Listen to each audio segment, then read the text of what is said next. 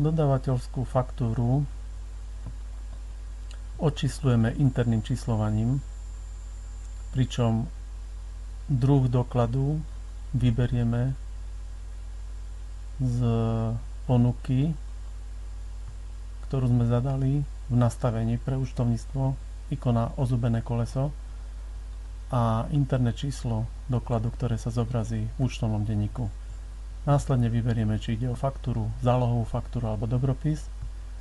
Zadáme číslo dodávateľskej faktúry, ktoré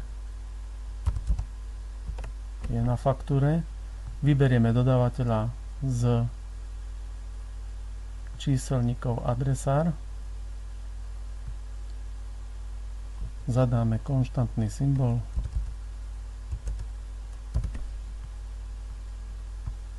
Vyplníme dátumy.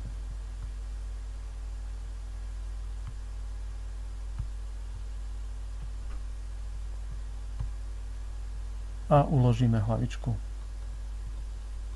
Následne môžeme zadať položky na faktúre. Napríklad fiskálne tlačiarne FOX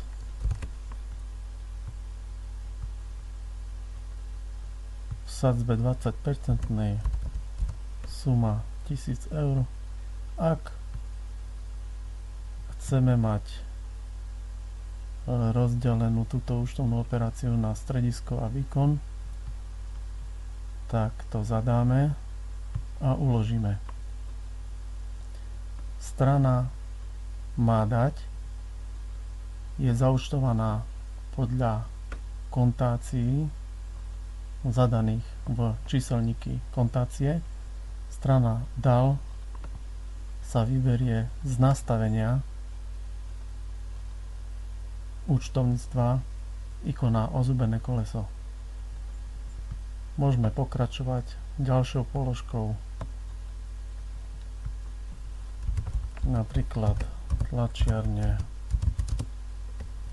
FM 41.